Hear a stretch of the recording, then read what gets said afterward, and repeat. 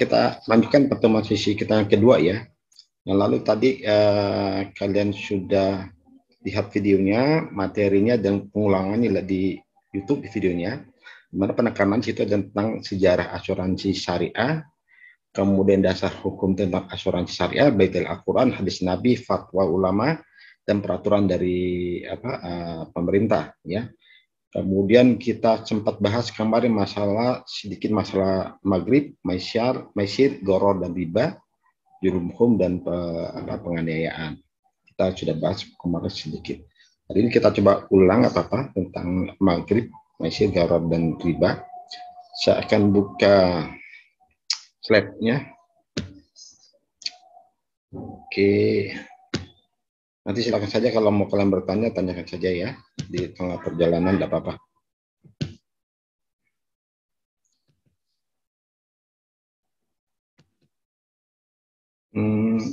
Contoh saya.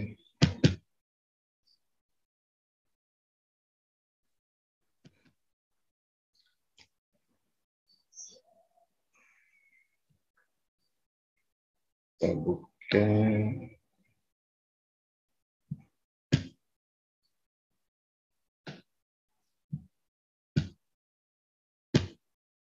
Pengertian asuransi sudah ini kemarin. Oke.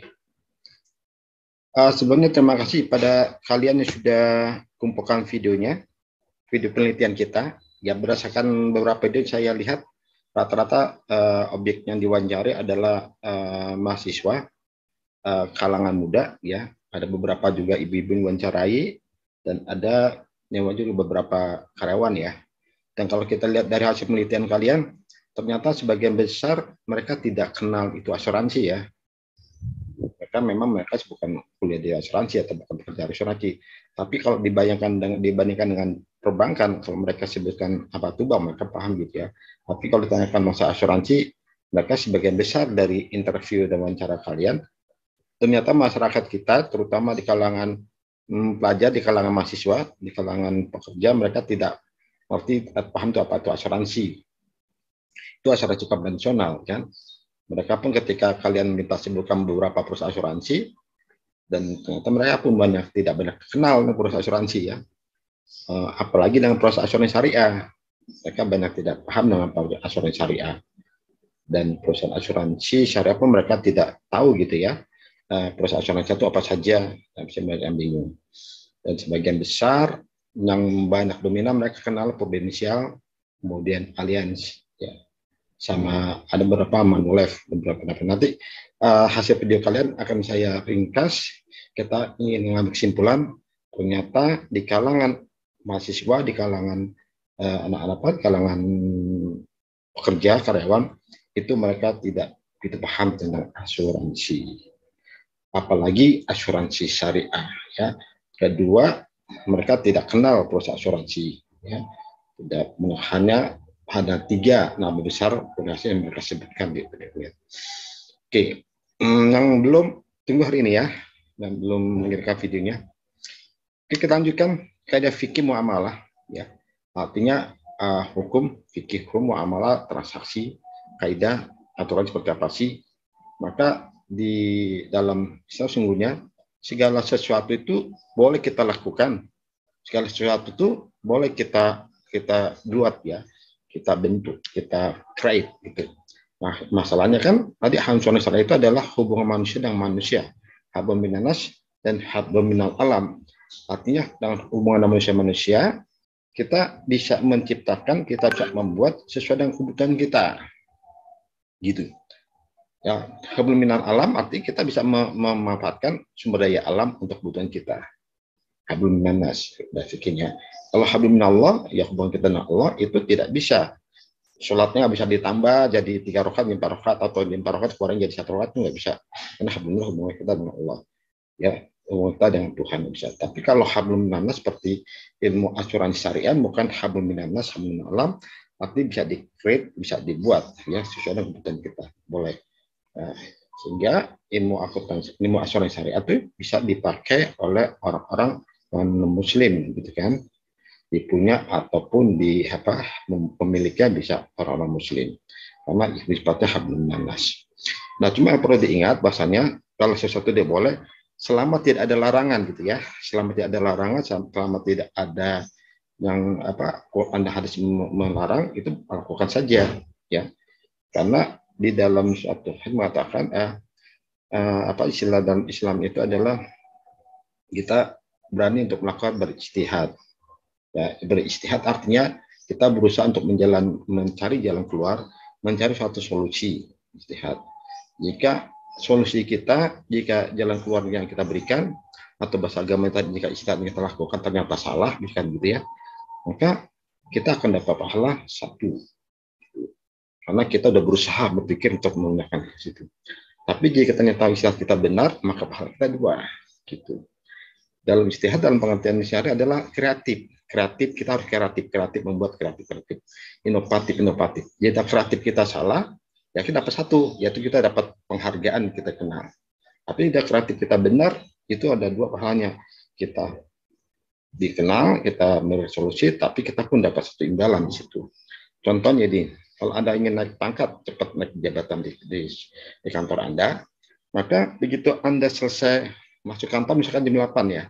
Kantor jam 8, Anda kerjakan tugas Anda, selesai sekitar jam 11-an gitu misalkan ya, Anda bikin proposal untuk perusahaan, memberikan solusi, memberikan inovasi, memberikan suatu hal-hal baru terhadap perusahaan. Dia buat perusahaan, Anda buat proposal. Proposal itu Anda kirim ke manajer Anda, atau Anda kirim ke direktur, ya direksi, Anda kirim ke atas Anda. Seandainya proposal pengajuan Anda itu bermanfaat bagi perusahaan, memberikan suatu dampak bagi perusahaan, kemajuan, Anda dipanggil, Anda presentasikan. Ya. Kedua, itu akan dipakai oleh perusahaan. Maka nggak halnya mustahil, Anda akan dipromosikan. Seperti promosikan. Karena ini adalah inisiatif Anda, usulan Anda, maka Anda menjalankan, maka Anda akan dipromosikan untuk suatu jabatan tertentu untuk menjalankan program yang Anda usulkan. Jadi pahala pertama, seandainya pahala pertama itu Anda dikenal, kedua pahala keduanya Anda diangkat jabatan Anda, dipromosikan, maka dapat 2. Ya, Anda dikenal di antara teman-teman Anda, sangkat Anda seperti itu. Kedua, Anda dipromosikan, jadi naik jabatan cepat, tentunya menghasilkan lebih cepat. Itu masuk pahala. Tapi seandainya proposal Anda usulkan, inisiatif yang Anda berikan, ya, cuma dibaca doang sama perusahaan, ya, menurut tidak bermanfaat, salah gitu. Nah, Anda ada pahala 1 apa? Pahalanya adalah Anda dikenal oleh pimpinan, Anda dikenal oleh direktur, Anda orangnya kreatif. Dibandingkan teman Anda yang cuma datang jam 8, oke, ya kerja biasa, nanti jam 5 pulang gitu-gitu ya. Mereka nggak dikenal gitu, hanya kenal mereka rajin bekerja, tidak pernah bolos gitu masuk. Tapi mereka tidak akan cepat dikenal karena kerjanya standar itu. Tapi kalau Anda coba memberikan suatu inisiatif kreatif, selama itu nggak melanggar perusahaan, Anda akan dikenal, dan jika itu benar akan diangkat jadi pimpinan. Ya, maka dalam Islam katakan berijtihad, berinovatif, kreatif. Asal hal kreatif Anda, ijtihad Anda tidak melanggar, pertama goror, nggak jelas, ya, tidak jelas nih, tidak jelas bagaimana dalam asuransi konvensional jelas ya. Tadi nggak jelasnya pertama, premi yang diterima oleh perusahaan asuransi itu uang premi itu diinvestasikannya kemana? Diinvestasikannya dalam bentuk hal yang haram, hal yang halal, atau hal yang mubah. Ya, kalau menurut agama ya, dan muamalah ini. Jadi uang premi yang diterima oleh perusahaan asuransi konvensional, ya, itu diinvestasikannya kemana? Gitu. Walaupun di KMK ada investasinya ke deposito, investasinya ada ke saham, investasi ke obligasi, investasi ke pihak ketiga, yang ada aturan tertentu gitu ya. Itu investasi ke mana? Selama tidak melanggar KMK untuk keuangan. Nah, kalau secara konvensional, secara secara aturan negara itu benar, boleh gitu ya. Tapi secara ilmu fikih, ilmu agama, apakah itu boleh? Nah, itu sehingga dinilai investasi dilakukan oleh asuransi konvensional itu mengandung nilai goror. nggak jelas secara syariah. Oke, jelas. Nah, begitu juga uang klaim. Uang klaim yang dibayarkan oleh asuransi konvensional dianggap nggak jelas uang klaimnya. Kenapa? Uang klaim itu sumbernya dari mana sih? Ya, perusahaan bayar uang klaim itu kepada nasabah yang klaim, itu sumber duit untuk bayar klaim itu dari mana sumber duitnya? Ya, apakah sumber duit itu dari hal yang haram atau hal yang halal atau hal yang mubah? Dianggap tidak jelas sumber uang klaimnya, sehingga dinilai ada unsur gharar di situ. Bagaimana cara mengatasinya?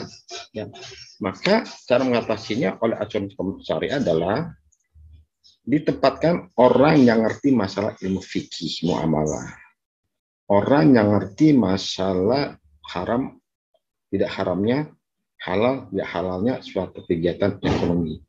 Ya, orang itu ditempatkan di situ di perusahaan itu yang ngawasi. Ya, duitnya diinvestasinya kemana, dipakai buat apa, ya, kegiatan apa saja. Nah, itu diawasin, ya, sama orang yang ngerti masalah haram dan hal-hal apa haram, halal dan mubahnya. Nah, kita kenal sebagai Dewan Pengawas Syariah. Jadi di asuransi syariah ada orang yang khusus ngawasi duitnya dikemanakan, ya, dipakai buat apa, dan polanya bagaimana. Sehingga yang tadinya nggak jelas, dorong jadi jelas. Oh, uangnya dipakai ke sana, oh diinvestasikan ke sini, oh dipakai buat kegiatan ini. Secara syariah boleh halal. Karena ada orang ngawasin, ada ustadznya, ada yang pengawas syariah. Ya, nanti orang itu, ustadz itu, orang pengawas itu dia yang paling tanggung jawab di dunia akhirat. Dosanya paling besar. Tanggung jawab besar, kalau disalah dosa besar. Kenapa dosa besar? Dia ngerti misalkan ya suatu yang haram karena suatu hal akhirnya sebenarnya sih haram ini, tapi karena ini ya bolehlah hal jadi halal gitu kan. Ya, sebenarnya nggak boleh, tapi karena misalkan karena suatu titip sebenarnya akhirnya boleh. Nah, itu dia dosanya besar. Akhirat, dunia akhirat dosanya. Artinya dunia apa? Dunia membohongin pemegang polis, bahkan investasi lakukan itu nggak boleh sebenarnya, gitu kan? Tapi dia membolehkan. Nah, karena ada suatu kepentingan tertentu, di tipe tertentu, ya dosanya kepada para pemegang polis. Ya. Kedua dosa pada Tuhan gitu. Ada yang memainkan hukum-hukum Tuhan gitu. Maka tanggung jawabnya pemegang tanggung jawab dia pengawas syariah atau ustadz tadi itu dunia akhirat tanggung jawabnya. Ya.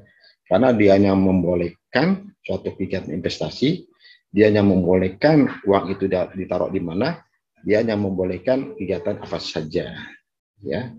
Nah, beda dengan konvensional tadi. Konvensional nggak ada yang ngawasi secara agama, secara fikih, gitu ya. Karena hal ini pendapat ilmu agama dari kita dan asuransi. Karena kan ketika kita meninggal nanti ditanya nih oleh malaikat, uang kamu dapatnya dari mana? Oke. Kedua, uang kamu digunakan buat apa? Ya. Ketiga, dapatnya dari mana, digunakan buat apa?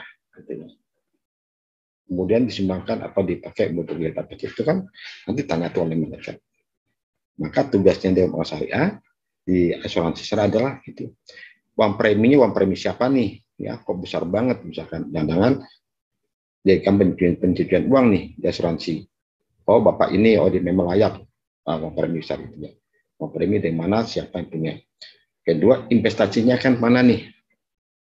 Oh, investasinya ke hal-hal yang diperbolehkan. Ke bank syariah, ke deposit syariah, ke obligasi syariah, ke syariah. Oh, dibolehkan. Oke.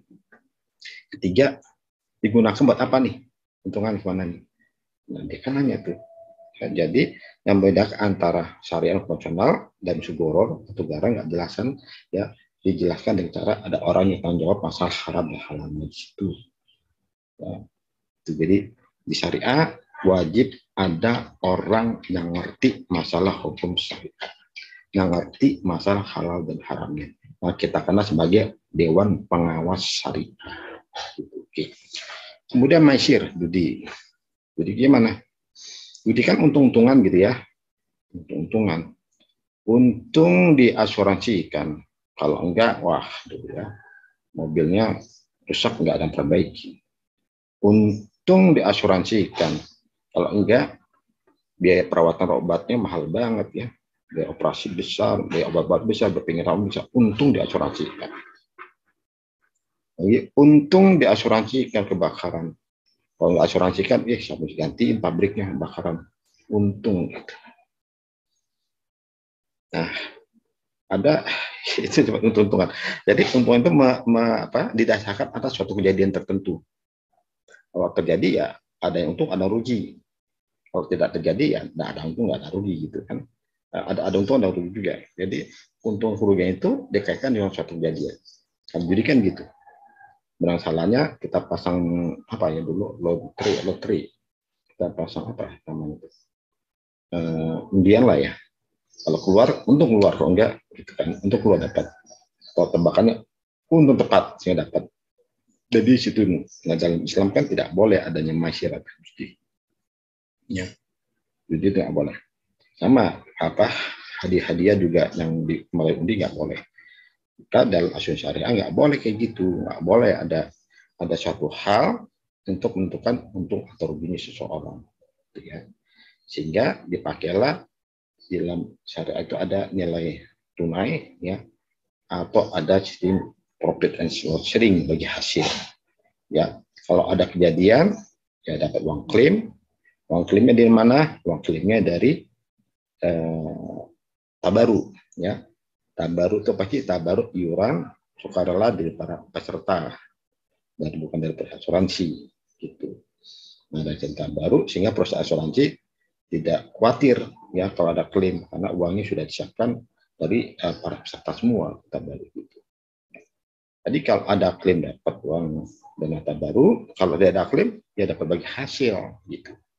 Jadi tidak harus menunggu satu kejadian orang itu baru dapat sesuatu, dihilangkan. Jadi unsur mahir di asuransi syariah atau judi dihilangkan, nggak boleh ada unsur itu.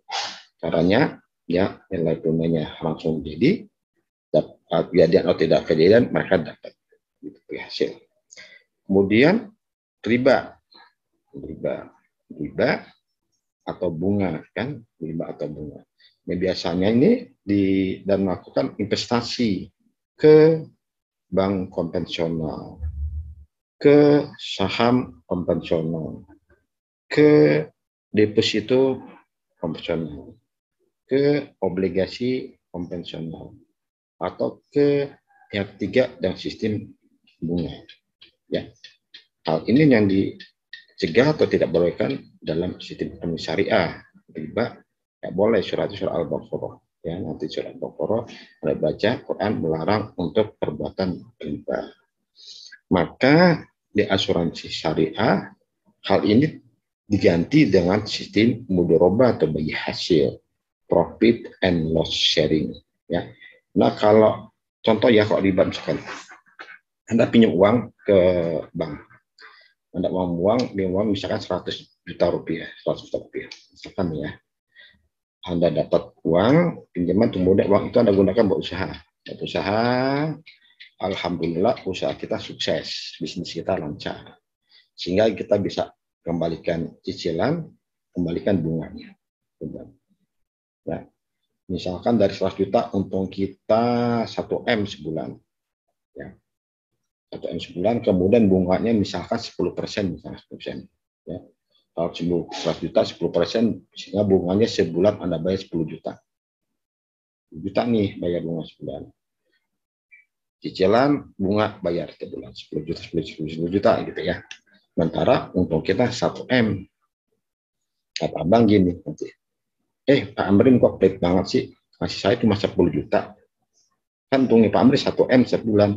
Kasih ke saya ya 100 juta gitu. Oh, masih untung 100M. Orang bank nih ngomong sama saya misalkan, Pak Amrin kok ngasihnya cuma 10 juta sih Pak Amrin sebulan. Ya. Kan untungnya Pak Amrin 100M.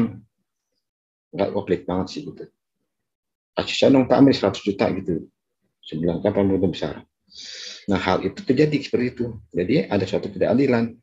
Ya, orang bank cuma saya kasih 10 juta dari keuntungan saya dari 1M, ya, sedangkan saya dapat 990 juta gitu kan sebulan.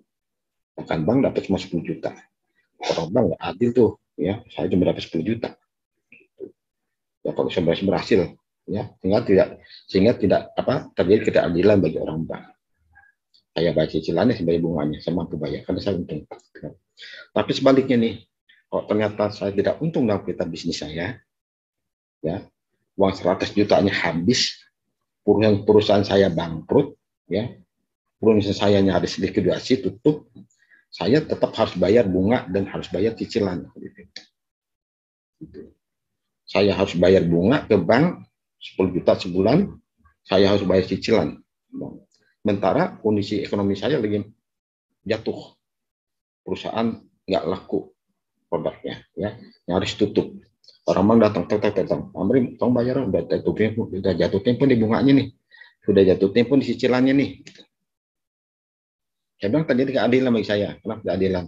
Saya udah kerja, berusaha, ternyata perusahaan saya gagal, tapi saya harus bayar bunga, harus saya bayar cicilan. Sehingga terjadi keadilan bagi saya. Nggak adil, Bang. Nggak tahu saya lagi susah. Ya, nggak tahu usaha saya nggak berhasil. Sehingga terjadilah ketidakadilan bagi saya. Ya. Saya Bang nggak mau tahu. Pokoknya Pak Amir bayar cicilannya, bayar bunganya. Saya nggak mau tahu. Kalau saya nggak mampu bayar, disita semua saya. Ya. Atau saya jamin saya disita. Nah, terjadi ketidakadilan dalam sistem bunga seperti itu. Maka akhirnya ekonomi syariah dengan cara mudoroba atau profit and loss sharing. Kalau saya lagi dapat untung besar 1M misalkan, ya, maka saya baginya lebih besar ya Bang. Tapi kalau tidak lagi untung, yang untung kecil ya dapat kecil Bang. Kalau nggak ada untung ya nggak dapat. Gitu. Sehingga dalam asuransi syariah tidak digunakan sistem bunga, sistemnya sistem mudoroba atau bagi hasil. Dan maka untuk menunjukkan suatu keadilan, sistem keadilan seperti itu. Ya. Kemudian apa? Julmu, penganiayaan. Ya, penganiayaan, contohnya tadi ya, menganiaya contoh gini. Kalau klaim itu susah, ya. Klaim susah nih. Kayak sekarang nih, banyak korban asuransi ya, korban klaim dari asuransi Jiwasraya, asuransi Bumi Putra, asuransi Wana Arta. Mereka sulit tuh ngurus klaimnya. Mereka sulit klaim. Kemungkinan klaim mereka nggak dibayar, ya, karena perusahaannya bangkrut, perusahaan tutup, nggak mampu bayar. Jadi sampai begitu, gitu.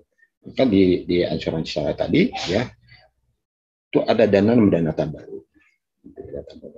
Jadi kalau di asuransi konvensional itu kan, karena ada uang premi, uang premi, ya, uang yang dibayarkan oleh perusahaan asuransi, oleh peserta kepada perusahaan asuransi, ya. Nah, uang premi itu diakui sebagai pendapatan perusahaan asuransi. Tapi kalau asuransi syariah, kita kenal nama dana tabaru dan tabungan.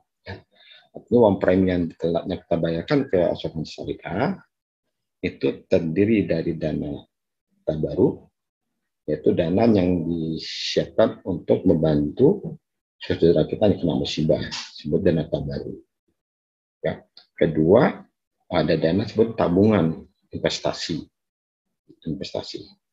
Jadi dana yang dibayarkan oleh peserta asuransi syariah itu, atau premi yang dikenakan peserta asuransi syariah itu, atau kita kenal namanya dana pesertaan dalam asuransi syariah, terdiri dari tabungan dan terdiri dari tabaru. Nah, dana ini atau dana pesertaan atau premi konvensional itu dikelola, dikumpulin oleh perusahaan asuransi, tapi tidak dimiliki, bukan sebagai pendapatan asuransi. Perusahaan asuransi hanya mengelola saja sebagai operator. Ya. Kalau di asuransi konvensional kan uang preminya jadi milik perusahaan asuransi konvensional, ya, sehingga diakui sebagai pendapatan premi oleh perusahaan konvensional. Tapi dalam asuransi syariah, dana pesertaan atau uang premi ini bukan jadi milik perusahaan asuransi. Perusahaan hanya mengelola sebagai operator. Oke. Nah, dana yang dikumpulkan oleh perusahaan asuransi syariah sebagai operator tadi, ya, dikumpulin. Dana tabungan jadi satu rekening tabungan peserta. Dana tabaru dikumpulin jadi dana tabaru peserta. Dana tabaruk dan uang pesangon ini oleh perusahaan asuransi dikelola. Ya, karena kalau nggak dikelola nggak akan nambah gitu kan. Asuransi saya mengelola dana tabungan ya dan kumpulin oleh perusahaan asuransi dan dibayar oleh peserta, dikelola nih, diinvestasikan, kemudian dilakukan kerjasama dengan pihak ketiga, dipakailah uang itu ya. Nah, uang tabungan peserta dipakai, diinvestasikan, tentunya harus izin dari Dewan Pengawas Syariah ya, biar tahu ini haram, halal atau apa mubah gitu kan ya. Tanya ke Dewan Pengawas Syariah di tabungannya tadi itu. Uang tabungan ini diinvestasikan, dilakukan kegiatan modal bersama ketiga setelah dapat restu dibolehkan oleh Dewan Pengawas Syariah. Nah, hasil tabungan itu untung tabungan ada yang mudharabah. Nah, keuntungan itu nanti dibagi kepada si peserta karena memang uang peserta dan dibagi kepada perusahaan. Karena perusahaan yang mengelola, perusahaan yang melakukan investasi. Jadi profit and cost sharing dibagi dua. Bagi nggak waktu 50-50, waktu nisbahnya berapa? Mufakatan bisa 60-40, bisa 70-30, harus mufakat. Ada nisbah. Maka uang tabungan itu investasikan hasilnya dibagikan kepada si peserta dan dibagikan buat perusahaan. Nah, dana baru begitu, ya. Dana baru, dana yang buat nyamal, buat infak, buat sedekah tuh, buat bantu saudara kita, dana barunya dikumpulin, kemudian diinvestasikan juga, ya, ke hal-hal yang boleh secara syariah. Setelah dapat restu dari Dewan Syariah, hasilnya tidak dibagikan kepada peserta dan dua tidak diambil oleh perusahaan. Uangnya disimpan. Untung dari uang dan tabaru taruh bagi cadangan tabaru. Untung taruh lagi bagi dana cadangan tabaru. Jadi nggak diambil oleh perusahaan, tidak dibagi oleh peserta. Karena kan dana tabaru sifatnya sumbangan, sifatnya dana infak sedekah buat bantuan orang yang kena musibah. Jadi dana tabaru dikumpul, diinvestasikan, untungnya taruh lagi. Bagi dana tabaru, untung taruh lagi. Sehingga uang amalnya itu, dana tabaru itu banyak gitu ya, dikeluarkan kalau adanya kena musibah. Itu jadi ada pengenaan. Kalau ada di antara peserta kena musibah, dikeluarkan dana baru ini uang klaim. Jadi buat bayar uang klaim.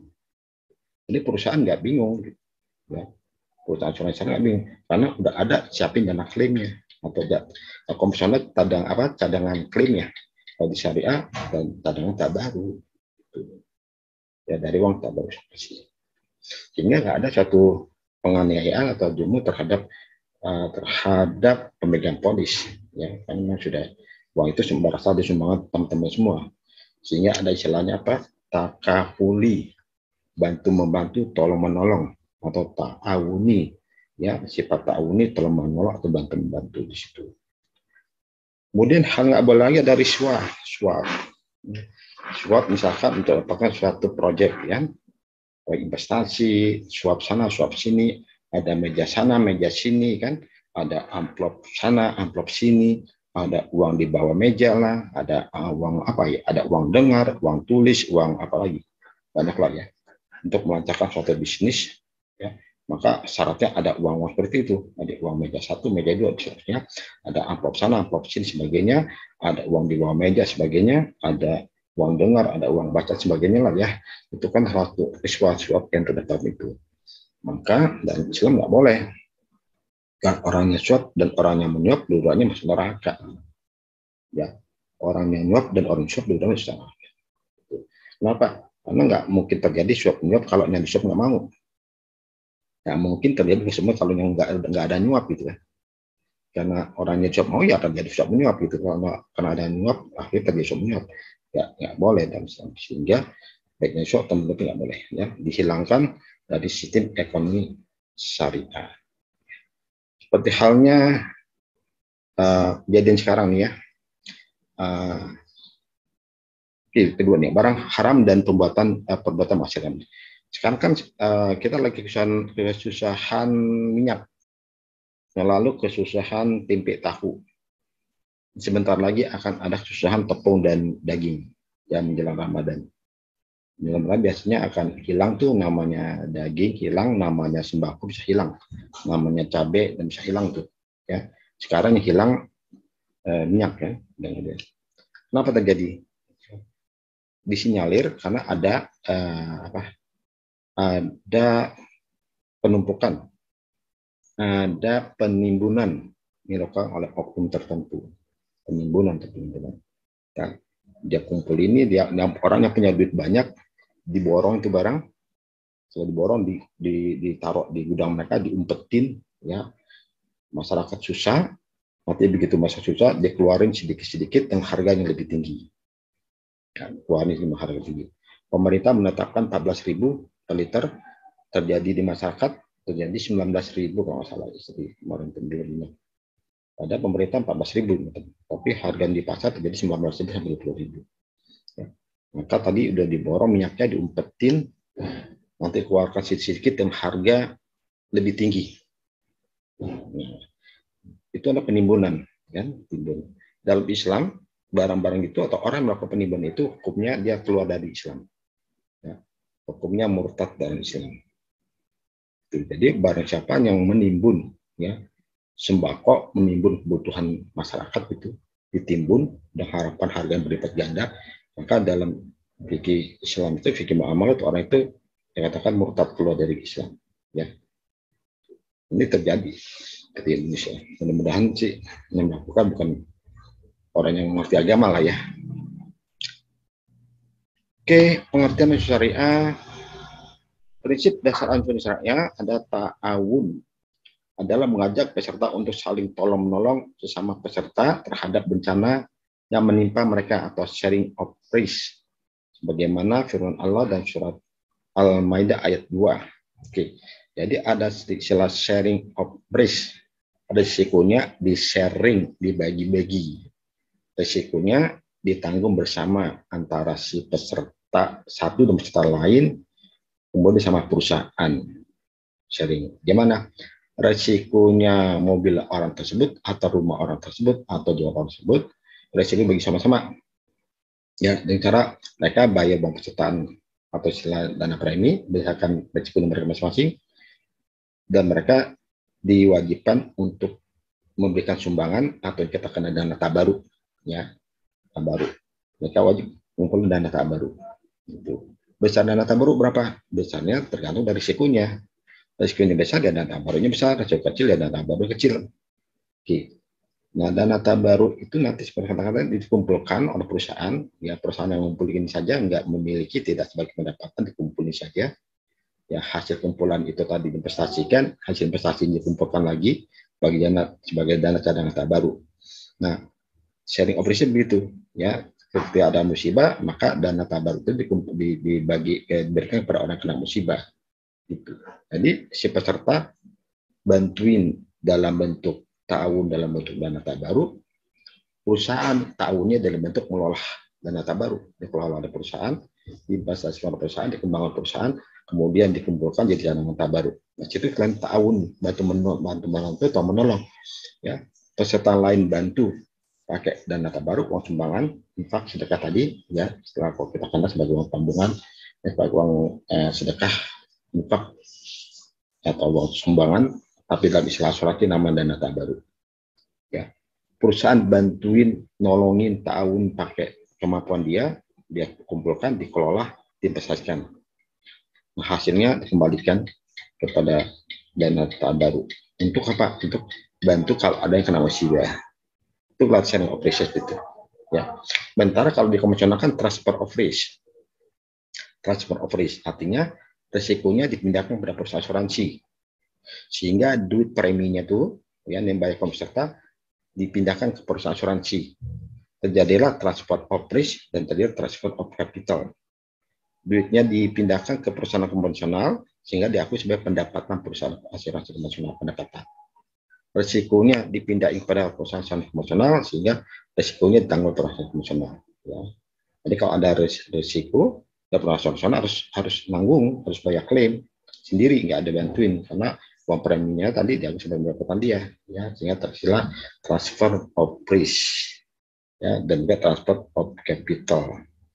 Dana uang preminya diakui sebagai pendapatan rekening perusahaan masih sana, dana preminya uang pesertanya bukan sebagai pendapatan perusahaan. Hal ini sudah sudah tercatat dalam surat Al-Maidah ayat 2. Artinya, dan tolong menolonglah kamu dalam mengerjakan kebajikan dan takwa, dan jangan tolong menolong dalam berbuat dosa dan pelanggaran. Dan bertakwalah pada Allah, sesungguhnya Allah amat berat siksanya. Artinya ketika dalam berbuat kebajikan, berbuat kebaikan, ya kita saling tolong menolong. Amal jama'i bersama-sama berjemaah. Salah satu. Maka ciri salah Islam adalah tidak beramal seseorang jika di tangganya sedang kelaparan sementara dia enak-enak tidur. Ya. Kalau kelaparan susahan dia enak-enak. Jangan dikatakan orang itu tidak beriman. Tidak ada rasa empatinya. Ya. Islam itu bagian suatu bangunan dikatakan juga. Maka kalau selesai rusak, maka bangunannya akan rusak. Maka harus kita perbaikin. Gitu ya. Dan sampai ini ada saudara kita musibah, maka dana tabaruk itu digunakan untuk bantu saudara-saudara kita. Asuransi hanya bantu mengelola saja. Oke, konsepnya berdasarkan Undang-Undang Nomor 40 Tahun 2015 Perasuransian. Asuransi syariah adalah kumpulan perjanjian yang terdiri dari perjanjian antara perusahaan asuransi syariah dengan pemegang polis. Oke, terus kalinya yang polis dan perjanjian di antara para pemegang polis dan rangka pengelolaan kontribusi berdasarkan prinsip syariah guna saling menolong dan melindungi dengan cara bagaimana memberikan penggantian kepada peserta atau pemegang polis karena kerugian atau kerusakan gila yang penting. Tadi sudah terangkan. Lanjut saja. PMK nomor 20 ya. Nama usaha saling menolong ta'awuni dan melindungi atau takafuli di antara para peserta melalui pembentukan kumpulan dana tabaruk yang sesuai dengan prinsip syariah untuk menghadapi suatu risiko. Ini harus risiko. Ini gambarannya, kalau perbedaannya syariah, perusahaan asuransi, kemudian pengelolaan risiko dan tabaruk. Ini adalah peserta nih, ya. Semuanya kumpulin dana, sebut ada dana tadi, dana tabungan, dana tabar dikumpulkan, sharing, ya. Semua saling menanggung risiko dari satu dan lain. Kemudian dikelola oleh perusahaan asuransi. Ya. Kelola risiko oleh perusahaan asuransi dan gambar perusahaan asuransi. Itu. Nah, nanti kelola asuransi. Jadi perusahaan asuransi hanya bantu mengelola, ya, bantu mengembangkan dana tabaruk dan tabungannya nanti kembalikan pada peserta. Gimana dengan konvensional? Sorry, gambarnya jelas. Konvensional, peserta ya membayar uang premi, bayar premi, dan uang premi ini diakui sebagai pemilik perusahaan. Kemudian risikonya diterima pada perusahaan asuransi. Nanti jika terjadi risiko, maka perusahaan asuransi bayar klaim. Ya. Sehingga ada istilah no premi no claim. Kalau tidak ada premi, tidak bayar premi, ya tidak bisa klaim. Ya. No premi no claim, sama di perusahaan asuransi syariah aja begitu. Kalau nggak bayar dana pesertaan, ya nggak bisa dapat dana tambahan atau dapat dana uang klaim gitu ya. Pasti harus bayar premi. Kalau perusahaan konvensional, kalau dia syariah bayar uang dana kepesertaan untuk mendapatkan suatu pelindungan atau asuransi. Prinsip dasarnya kesepakatan tolong menolong atau ta'awun dan saling menanggung takaful di antara para peserta. Ya, menolong bagaimana? Kesepakatan tolong menolong. Ya, tadi soal tolong menolong dalam bentuk pengeluaran dana baru. Dana baru keluarkan berapa besarnya tergantung dari resiko masing-masing si peserta. Ya. Dan juga dianjurkan untuk nabung. Ya, ada saving atau tabungan. Dan saling menanggung di antara para peserta. Menanggung gimana? Ya, dengan jika terjadi suatu musibah, maka dana tabaruk tadi, dana yang dikumpulkan oleh perusahaan asuransi, kemudian diinvestasikan oleh perusahaan asuransi, hasilnya dikumpulkan lagi, yang kita kenal sebagai dana cadangan tabaruk, ya kalau asuransi konvensional, dana cadangan klaim gitu ya, itu nanti dibayarkan melalui dana tabaruk. Kontribusi peserta ke dalam dana tabaruk, oke. perusahaan bertindak sebagai pengelola dan jadi perusahaan hanya sebagai pengelola atau operator. Perusahaan asuransi syariah hanya sebagai pengelola atau operator, bukan memiliki, bukan diakui sebagai pendapatan. Ya, tidak. Ya hanya mengumpulkan, setelah dikumpulkan, kemudian dia izin sama dia mau syariah, saya mau investasikannya ke saham, boleh nggak nih, dosa nggak nih, haram nggak nih gitu ya. Saya mau investasikannya ke deposito, boleh nggak, haram nggak, bagaimana konsultasikan. Saya mau investasikannya ke obligasi, atau saya mau investasikannya dalam bentuk usaha, ini boleh nggak, dosa nggak gitu. Maka si perusahaan hanya mengumpulkan, kemudian investasikan, setelah dapat restu dari Dewan Syariah, setelah dapat restu dari ustadznya, akan dikerjakan kegiatan investasinya.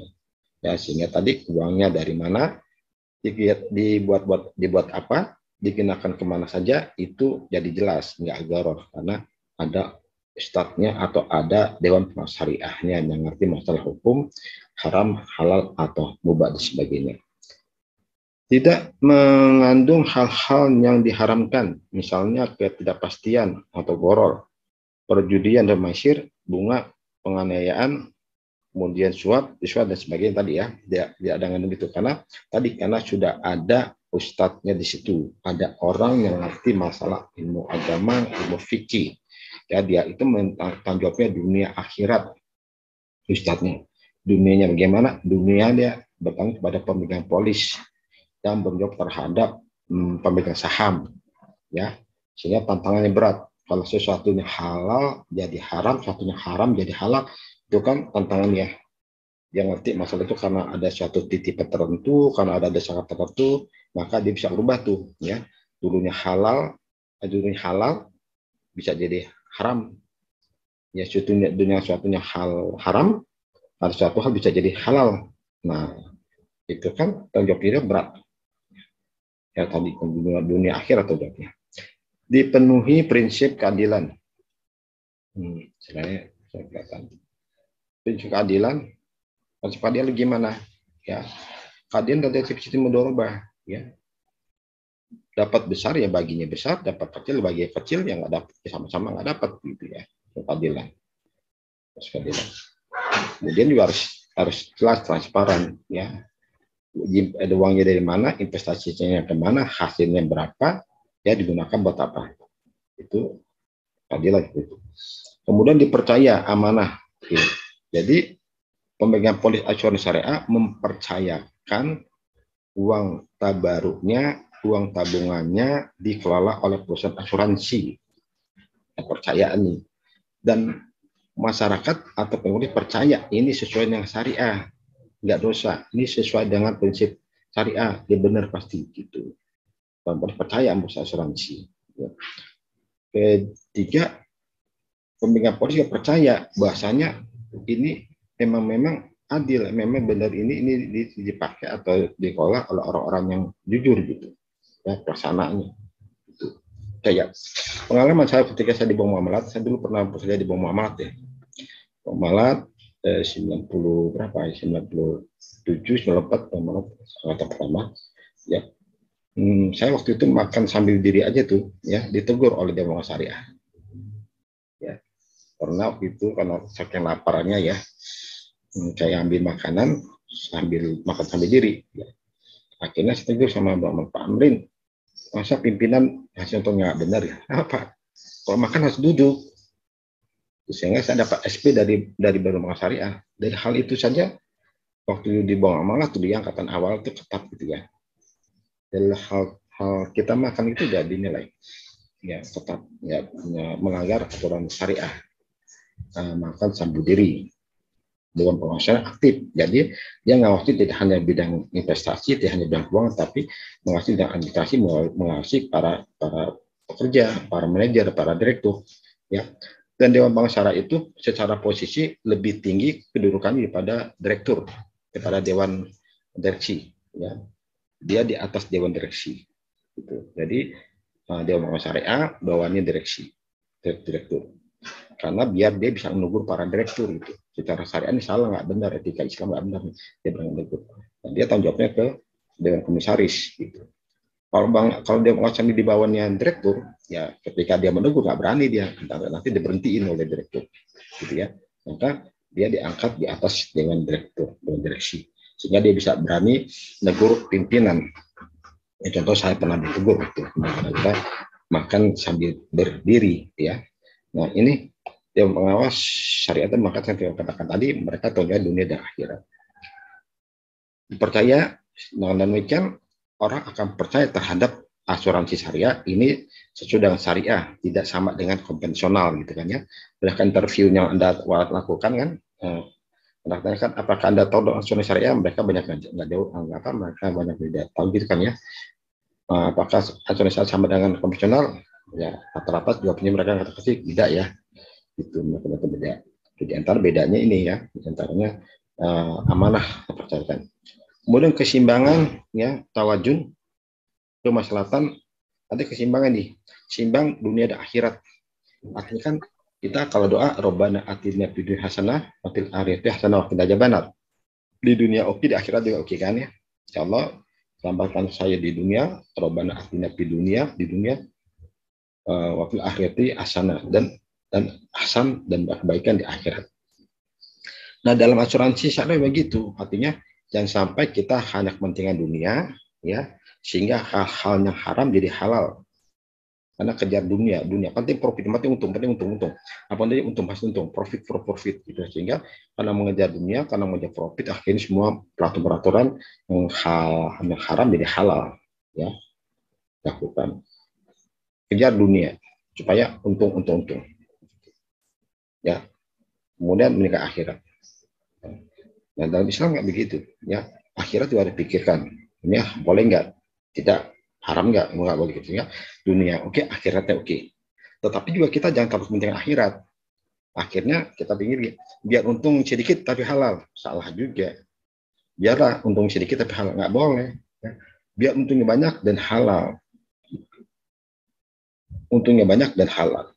Ya. Caranya benar dan halal. Gitu. Jangan biar untung sedikit tapi halal, salah, ketinggalan kita nggak begitu. Ya, sehingga asuransi syariah ketinggalan terus yang konvensional karena salah menafsirkan keseimbangan, ya, menafsirkan biar untungnya sedikit tapi halal, nggak boleh, biar untungnya banyak dan halal, ya. Itu jadi keseimbangan. Kemaslahatan, ya, maslahatan artinya manfaat bagi banyak umat, ya, tidak hanya pemegang polis tapi pengelola juga bermanfaat, ya, tidak hanya pengelola polis tapi masyarakat lingkungan juga bermanfaat dan ke universalan, artinya ke umum, artinya manfaatnya secara masyarakat penuh, ya. Wama arsalnaka ila rahmatan lil alamin, tidaklah kau utus wahai Muhammad kecuali sebagai rahmat Allah semesta, ya. Rahmat Allah semesta artinya kemaslahatannya, kemanfaatannya dirasakan oleh banyak orang, ya, gitu. Mada asuransi yang gitu, ya, harusnya yang universal sehingga secara fikih kaidahnya asuransi menggambarkan habum minal nas, hubungan manusia dan manusia, sehingga ilmunya bisa dipakai oleh berbagai macam kalangan, oleh berbagai macam percaya dan macam agama, tidak hanya untuk Islam. Kini ada yang baru gabung sih. Lanjut. Kalau mau saling bertanya silakan ya, sambil tanyakan. Kakak. Oke, lanjut kita nilai dan prinsip asuransi. Sistem operasional asuransi syariah disahkan atas pedoman syariah Islam, ya. Oke. Pedoman syariah Islam tadi ada berdasarkan Al-Quran, berdasarkan hadis, berdasarkan fikih muamalah, berdasarkan fatwa MUI, ya. Kemudian ada ustadz yang ngawasin di situ yang kita kenal nama Dewan Pengawas Syariah, ya, yang ngerti masalah asuransi dan juga ngerti masalah fikih muamalah, halal, haram, ubah dan sebagainya, sehingga harus pedoman pada syariah, sehingga gironya semuanya harus kenal syariah. Sehingga segala bentuk kegiatan yang dilakukan, baik kegiatan intern perusahaan atau kegiatan eksternal perusahaan. Kegiatan intern, ya. Dulu ketika saya di Muhammad, ya, biasanya tadi dia mengasah saya akan ngawasin dari kita berpakaian. Saya ngasih seorang praktisi asuransi syariah pakaiannya seperti itu gitu. Itu ada nilai itu tiap bulannya. Layak nggak sih pemimpin asuransi syariah, manajer atau tadi makannya sambil diri atau minum sambil diri, enaknya nggak sih, itu dinilai itu ya, layak tidak sih ya kalau ucapan seperti itu ya, dari segi ucapan dinilai itu kayak kan. Biasanya setiap tiap hari ada kultum, sholat zuhur ada kultum zuhur, dan sholat asar ada kultum asar ya, diterapkan ketika saya aktif di lembaga keuangan syariah gitu ya, itu diterapkan ya, ada kultum, ada setiap Jumat ada pengajian untuk semua karyawan, semua staf ya, semua pimpinan ada, itu intern ya, menanamkan nilai syariah kepada para praktisi, para pelaksana. Nah, setelah itu, kemudian secara eksternal bagaimana? Mencontohkan, ya minimal ucapan assalamualaikum gitu kan, ketemu orang-orang luar gitu ya. Ya orang dalam mau assalamualaikum. Ketika ada suatu bisnis, lihat sesuai syariat atau tidak ya, untuk eksternal. Penampilan mulai dari cara promosi sebagainya, karena hubungan eksternal dilihat, dibatasi. Itu kemudian kegiatan perjanjian atau akad, mekanisme pengelolaan dana. Kita perjanjian atau akad, dalam asuransi profesional namanya perjanjian, dalam asuransi syariah namanya akad. Akad bersifat ikatan, perjanjian akan berjanji. Jadi sebentar ada akadnya maksud.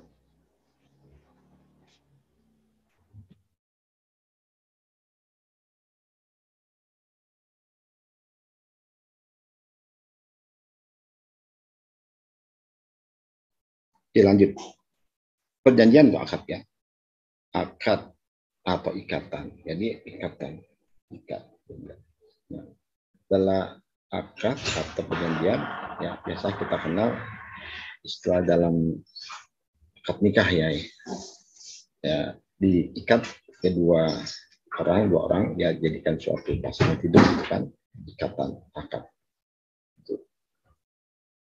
Dalam asuransi juga gitu akad. Nah, berdasarkan akad kemudian itu timbullah suatu hak dan kewajiban. Dan ada perjanjian, tanda tangan gitu ya, tanda tangan selesaikan.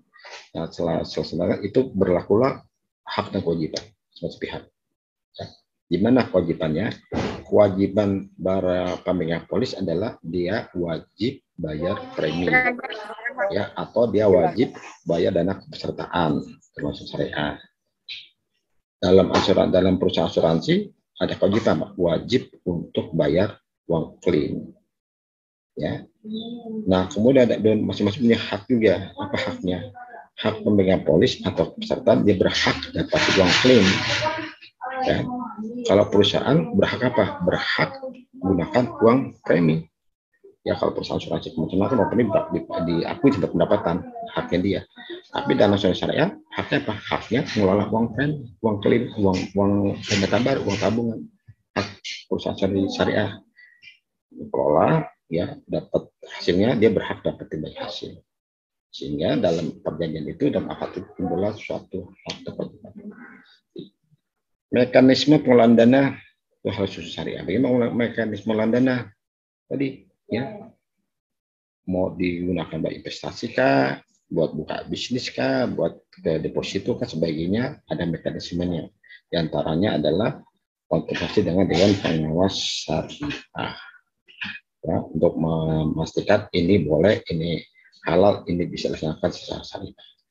Mekanisme operasional perusahaan, mekanisme operasional gitu. Tadi katakan dari segi pakaian, dari segi tata krama ya, dari segi pengelolaan operasional itu dia ngawasin. Dari segi perbuatan karyawan sebagainya diawasin. Kemudian dari segi budaya perusahaan, syariah perkultur, budaya diantara dari segi busana, pakaian muslim, pakaian muslimah gitu kan ya, pengelolaan itu dari assalamualaikum, ucapan, tata kata, tata krama, cara bicara ya, itu budaya diawasi. Jadi beda dengan yang konvensional gitu ya, harus kelihatan tercermin dari situ, dari budayanya. Pemasaran dan marketing beda dengan konvensional. Jadi gunakan kalau TV misalkan dilihat kalau iklan siapa bintang iklannya, mau sponsori kegiatan apa disponsori dan pemasaran, kemudian jalur diskusinya pakai dan diskusi apa, sedang syariah gitu ya, tidak bertanggung syariah, pemasaran juga tidak konvensional, produk dan sebagainya harus dengan syariah. Oke. Semangat jiwa syariah atau giroh syariah atau syariah harus dapat diimplementasikan sebagai nilai-nilai dan setiap aktivitas perusahaan. Pasti ada giroh semangat syariah, semangat syariah itu harus lihat ya, dan perusahaan disebut sebagai aplikasi dari nilai-nilai syariah yang diterapkan dalam kegiatan bisnis syariah harus kelihatan ya. Ada sebutnya giroh syariah, semangat. Nilai syariah tersebut sebagai sebuah jantung yang memompa aplikasi prinsip syariah ya. Jadi giroh semangat sebagai jantung ya, jantung dalam tubuh kita yang memompa kehidupan kita ya, memompa semangat kita. Sama giroh syariah harus juga memompa bagaimana staf, pimpinan, karyawan sebagainya harus menetapkan nilai-nilai syariah dan kita bisnisnya ya, tidak melanggar nilai syariah dan kita bisnis. Oke, sampai di sini saya dulu ya, nilai dan prinsip syariah. Ada yang mau ditanyakan? Silakan. Monggo. Silakan kalau adanya ingin dikhususkan pada materi kita, yuk saya tunggu. Ya ada? Ada. Kalian dimajukan jam 3, nggak masalah kan ya? Apa ada yang kuliah di jam sama? Nggak ada, Pak. Tidak, Pak. Nggak ya? Ada, Pak. Nggak ada, Pak. Kita mulai hari ini, kita mulai kuliah jam 3. Sekarang kalau mau ditanyakan, ya tunggu 1, 2, 3, 4, 5. Tugas yang belum menyelesaikan wawancaranya tolong diselesaikan hari ini ya, biar kita tahu nanti akan sebagai penelitian kita untuk kita nanti sumbangkan ke dunia industri asuransi. Ternyata perusahaan Anda, masyarakat yang kenal hanya 3 perusahaan besar gitu loh, Prudential, Allianz dan perusahaan Allianz dan Manulife ya.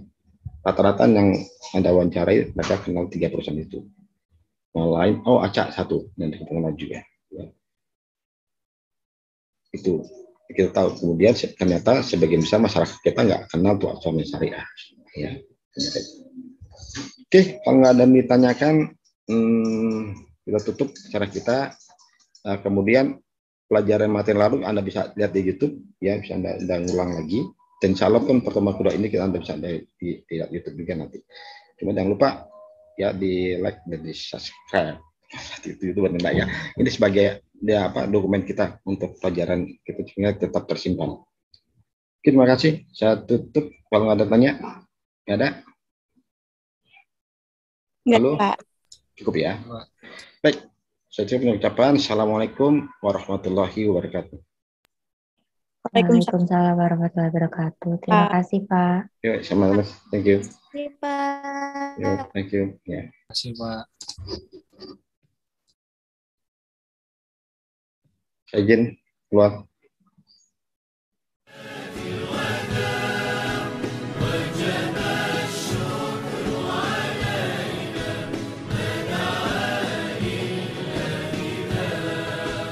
Hadir kini cahaya buat kita menyinari alam buana. Syukur kami padamu yang esa, anugerah tiada dua.